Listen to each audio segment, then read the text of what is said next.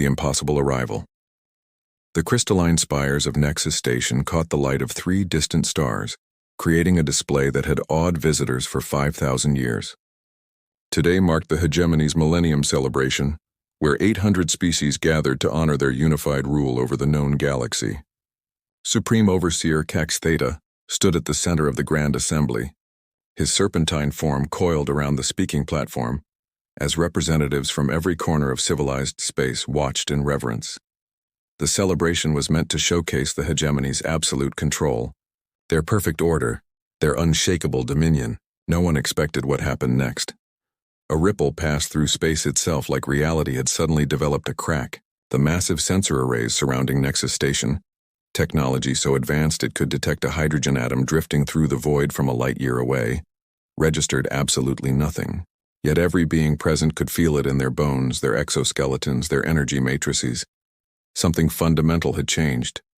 The warship didn't arrive. It simply was.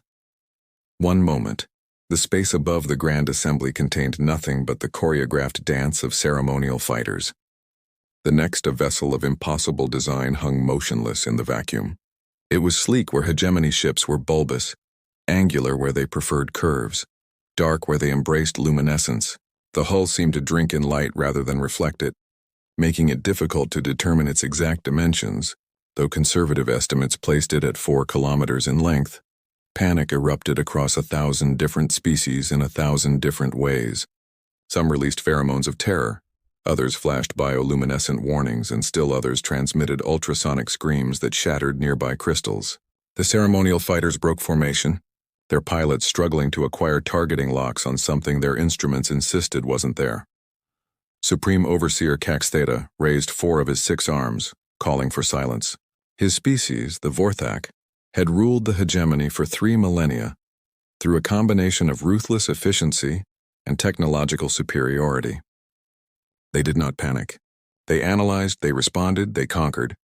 All defensive platforms engage the intruder, he commanded through the neural network that connected all military assets. Authorization level Omega. Destroy it immediately.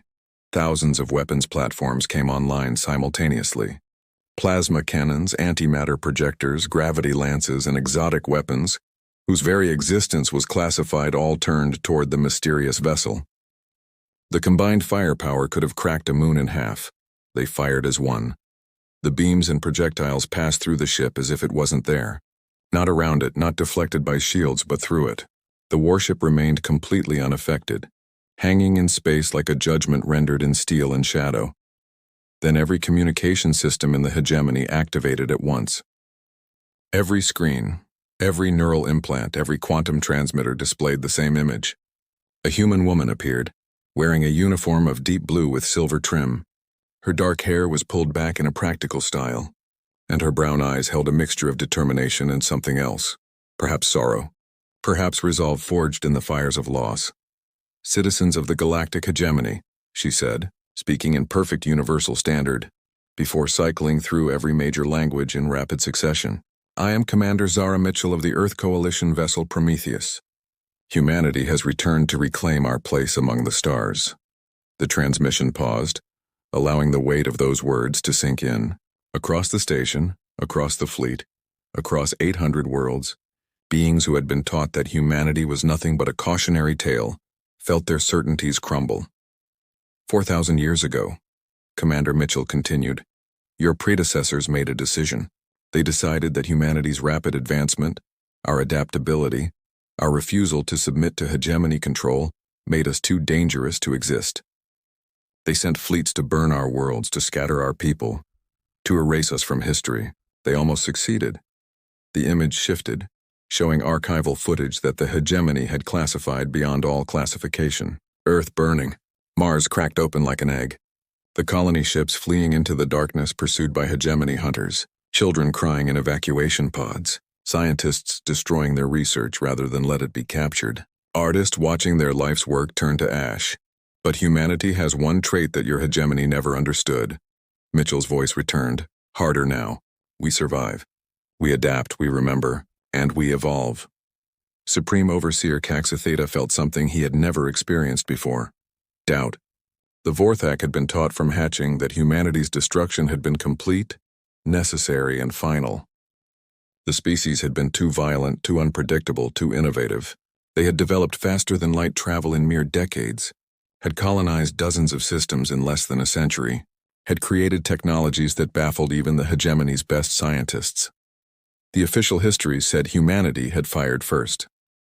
The classified records which Cax Theta had read upon assuming his position told a different story. The hegemony had struck preemptively, fearing what humanity might become if left unchecked. How? Cax Theta transmitted directly to the human vessel, overriding all other communications. How did you survive? Our records show complete extermination. Every human world was verified destroyed. Every colony ship was hunted down. Every survivor was dealt with. Commander Mitchell's image turned to look directly at him, as if she could see through the transmission itself. You destroyed the humanity you could see. You killed the ones who trusted you enough to reveal themselves, but you never found the ones who learned to hide. The generation ships you never detected. The colonies built in the spaces between spaces. The children raised on stories of what was taken from us. She paused, and when she spoke again, her voice carried the weight of centuries. For 4,000 years we have lived in the shadows of the galaxy. We watched you. We learned from you. We studied every strength, every weakness, every blind spot in your perfect order, and we built something you cannot understand, cannot detect, and cannot destroy. The space around Nexus Station shimmered. Where once there had been one impossible ship, now there were dozens. They appeared like ghosts becoming solid, each one unique in design but sharing that same light-drinking hull, that same undetectable presence. They didn't surround the station in a threatening formation. They simply existed, proof of a capability the hegemony couldn't comprehend. We request an audience with the full Hegemony Council, Commander Mitchell announced. We have evidence to present. Testimony from the survivors of the original purge. Records of 43 other species your empire has erased from history when they became inconvenient. Proof of crimes that would shake the foundation of everything your citizens believe. The commander's expression softened slightly. We are not here for vengeance. If we wanted that, you would already be dead. We are here for justice, for truth, for the right to exist without fear of extinction because we dare to be different. General Thresk of the hegemony's First Fleet, a massive insectoid whose species valued honor above all else, broke the stunned silence. This is impossible. Our sensors, our technology, nothing can hide from us. Nothing can appear without warning. The laws of physics themselves prevent what you have done. A new voice joined the transmission, younger with a hint of amusement. General, you're operating under the assumption that physics has laws. Humanity prefers to think of them as suggestions. The image split to show a young man in a similar uniform, identified as Lieutenant Commander Alex Kumar, Chief Science Officer. During our 4,000 years of exile, we discovered something interesting. The universe doesn't actually work the way the hegemony thinks it does. You've built your entire civilization on a fundamental misunderstanding of reality itself. Supreme Overseer Cax Theta felt his scales ripple with agitation. You expect us to believe that humanity, in hiding and hunted, somehow surpassed the combined scientific knowledge of 800 species? No, Commander Mitchell replied. We expect you to believe that desperation, necessity, and the drive to survive can push a species to discover truths that comfort and complacency never will. The hegemony stopped innovating 2,000 years ago. You achieved dominance and then focused on maintaining it. We never had that luxury. Every generation had to be smarter, more creative, more adaptable than the last, or we would have been found and destroyed. She gestured, and the image expanded to show the interior of the Prometheus. The crew was diverse, humans of every possible description working alongside something else. Aliens, but not species the hegemony recognized. These were others. Survivors from those 43 erased civilizations working in harmony with humanity. We are not alone, Mitchell said simply. Every species you tried to extinct, every civilization you erased because they wouldn't conform, they found us. Or we found them. Together we became something new. Something your hegemony never imagined could exist. The truth unveiled. The council chamber of Nexus Station had stood for 5 millennia, its walls inscribed with the names of every Supreme Overseer, every great victory, every species brought into the hegemony's fold. Today, those walls seemed to press inward, heavy with the weight of unspoken history. Representatives from all 800 member species had gathered, filling the vast amphitheater that could hold 50,000 beings. Commander Zara Mitchell stood at the center, a lone human figure surrounded by a sea of alien forms. Beside her stood three others: Lieutenant Commander Alex Kumar, the scientist who had spoken earlier; Ambassador Chen Wei, an elderly woman whose eyes held the weight of generations; and someone who shouldn't exist, Captain Marcus Thompson, who, according to hegemony records, had died defending Earth 4,000 years ago. Supreme Overseer Caxatheta coiled upon his elevated platform, his 6 eyes never leaving the human delegation. Around him, the inner council sat in judgment, 12 species who held the real power in the hegemony. They had agreed to this hearing, but Caxatheta knew that many had already decided the humans' fate. Admiral Ventar's energy form crackled with barely contained hostility, while General Thresk's compound eyes revealed nothing of his thoughts. "Before we begin," Commander Mitchell announced, her voice carrying to every corner of the chamber without amplification, "I must tell you a story. A true story, one that your histories have carefully omitted." The lights dimmed and holographic projections filled the space above them. Earth appeared as it once was, blue and green and perfect, surrounded by orbital habitats and shipyards. The year counter showed 2387, Earth Standard Calendar. Humanity had been spacefaring for less than 2 centuries, Mitchell narrated. We had colonized 37 systems, established peaceful contact with 12 species, and were celebrating what we called the Golden Age of Exploration. We were young, eager, and naive. We believed the universe was full of friends we hadn't met yet. The projection shifted to show a familiar sight: hegemony dreadnoughts appearing at the edge of the solar system. But this recording was different from any the Council had seen. This was from Earth's perspective, showing the confusion, the attempts at communication, the gradually dawning horror as weapons powered up. "The first we knew of the hegemony was when your ships appeared over our worlds," Mitchell continued. "Not with greetings, not with demands for surrender, not even with declarations of war. You simply appeared and began firing." Ambassador Chen Wei stepped forward, her voice gentle but firm. "I was 8 years old when the sky burned. I remember my teacher trying to explain what was happening, why the stars were falling. She didn't know. None of us knew. We had done nothing wrong except exist." The hologram showed scenes of devastation, but also something else: humans fighting back with desperate innovation. Ships that shouldn't have been weapons converted in hours. Scientists working even as their laboratories burned around them. Children being loaded onto evacuation ships that everyone knew probably wouldn't make it. But some of us did make it. Captain Thompson spoke for the first time, his voice rough with age he shouldn't have lived to experience. "My ship, the Defiance, was supposed to be destroyed in the Battle of Mars. Your records show we were vaporized by a direct hit from a planet cracker weapon. What your records don't show is that in our final moments, we discovered something." The projection changed to show complex equations, scientific data that made even the hegemony's best scientists lean forward in interest. "Desperation is the mother of innovation," Thompson continued. "Facing certain death, my chief engineer tried something insane. She inverted our FTL drive while it was still active. According to everything we knew about physics, it should have destroyed us and half the solar system." Kumar took over, his enthusiasm for the science overcoming the solemnity of the moment. "Instead, it shifted us partially out of phase with normal space-time. We existed but didn't exist. We could see and hear everything, but nothing could touch us. It took us 3 years to figure out how to control it, how to shift back. By then, Earth was dead, and humanity was scattered. We found others." Mitchell resumed the narrative.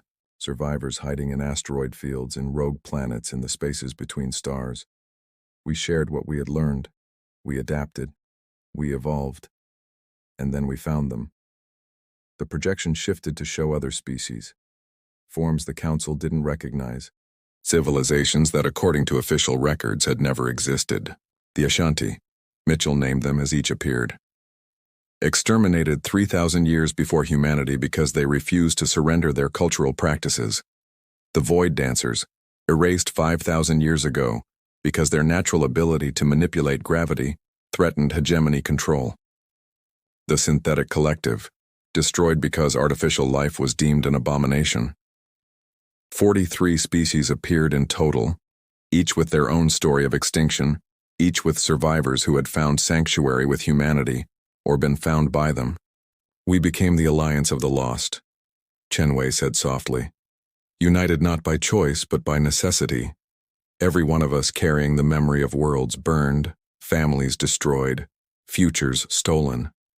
But also carrying something else, knowledge the hegemony had tried to destroy. The scientific data returned, now expanded far beyond what any single species could have achieved. The Ashanti understood quantum consciousness, Kumar explained. The Void Dancers could manipulate space-time through thought alone.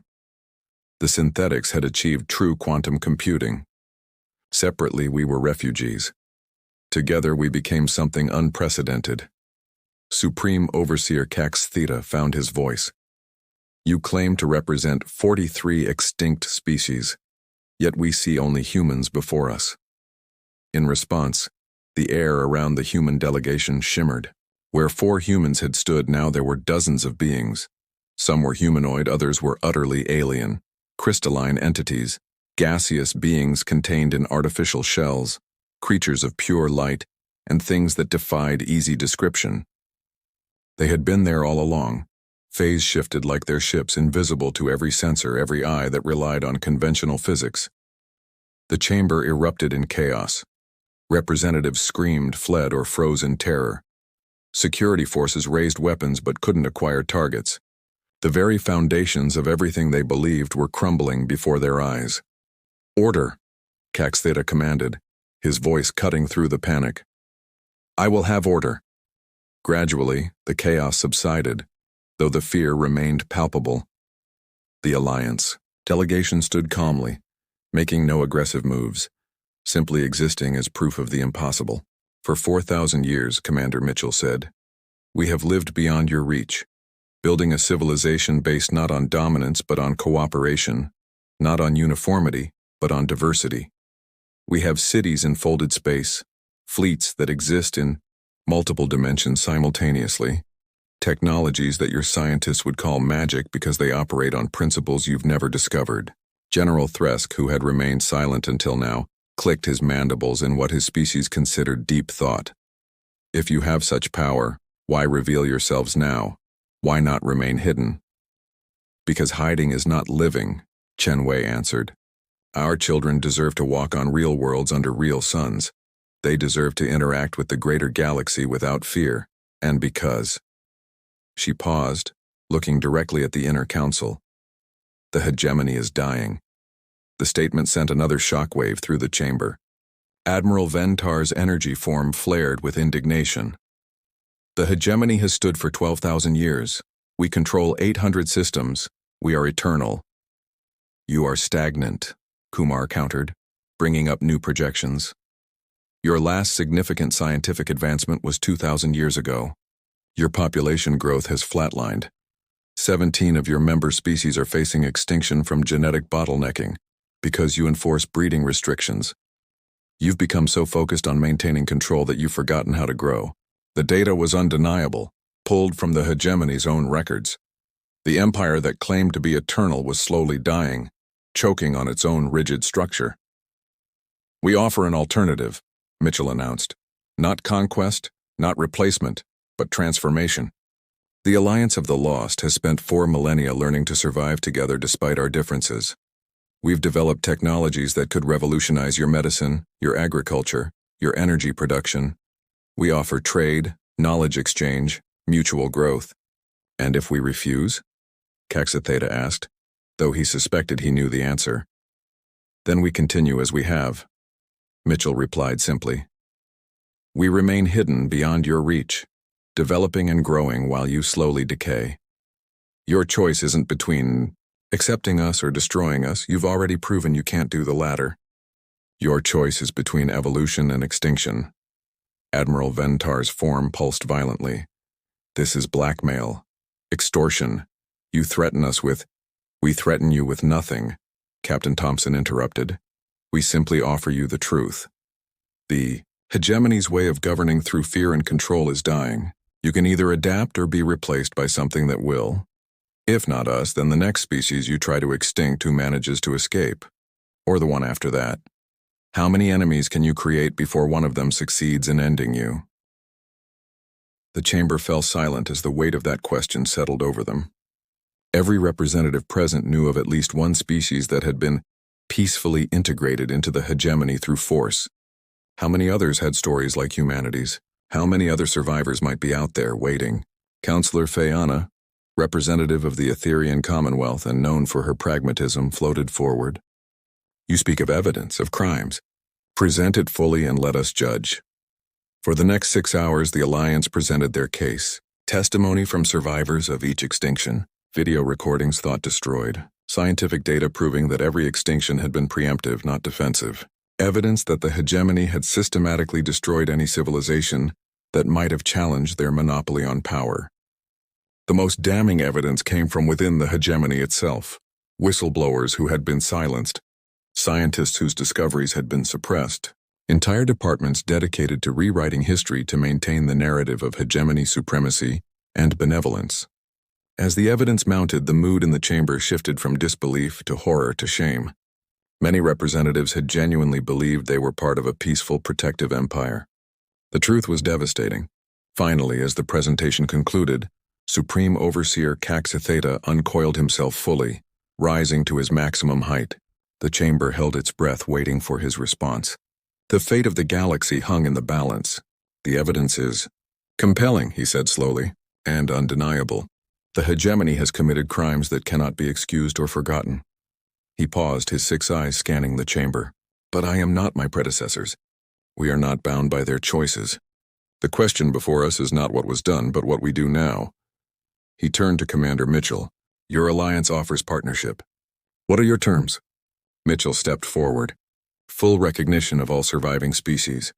Reparations to be negotiated individually. Opening of all classified archives.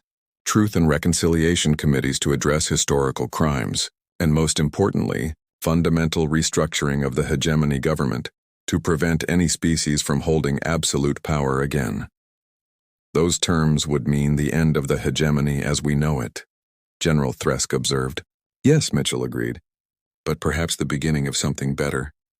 Something that could truly unite the galaxy, not through fear but through mutual benefit and respect." The debate that followed lasted days. Some council members argued for war, but the futility of fighting an enemy that could appear anywhere, that had technologies beyond their understanding, quickly became apparent. Others argued for negotiation, for finding middle ground. In the end, it was Counselor Fayana who provided the solution. "We vote," she declared. "Not just the inner council, but every member species. For the first time in hegemony history, we let every voice be heard equally." The vote took a month to complete, with representatives returning to their home systems to consult with their governments and peoples. The Alliance waited patiently, their ships visible now, serving as a constant reminder of how much had changed. When the results were announced, 643 species had voted for acceptance of the Alliance's terms. 157 had voted against or abstained. It wasn't unanimous, but it was decisive. Supreme Overseer Caxitheta made the announcement himself, broadcast to every corner of the galaxy. "The age of the hegemony ends today. In its place, we begin building something new, a galactic confederation where every species, no matter how different, no matter how challenging to our preconceptions, has a voice. It will not be easy. There will be those who resist, who cling to the old ways, but the alternative is stagnation and death." Commander Mitchell stood beside him as he spoke, a human and a Vorthak, representing a future that seemed impossible just months before. "To those who fear this change," she added, "remember that diversity is not weakness but strength. For 4,000 years, humanity and our allies survived and thrived in the darkness you forced us into. Imagine what we can accomplish together in the light." The transformation wasn't immediate or smooth. There were conflicts, misunderstandings, and moments when it seemed the whole experiment might collapse. But gradually, system by system, species by species, The galaxy began to change. Technologies that had been suppressed were shared freely. Trade routes opened to dimensions that had been hidden. Art and culture flowed between civilizations that had been isolated for millennia. The rigid structure of the hegemony gave way to something more flexible, more organic, more alive. And at the heart of it all was a simple truth that humanity had learned in its darkest hour: that survival isn't about being the strongest or the most advanced. It's about adaptation, cooperation, and the willingness to see potential friends where others see only threats. The ghost ships that had materialized from nothing became symbols of hope rather than fear. They represented not just humanity's return from extinction, but the possibility that no loss is truly permanent, no mistake irreversible, if there's courage enough to face the truth and change. In the end, the empire that had tried to erase humanity from existence found its own salvation in the species it had failed to destroy. The galaxy's greatest defeat became its greatest victory, and from the ashes of extinction came a renaissance that would echo through the stars for millennia to come.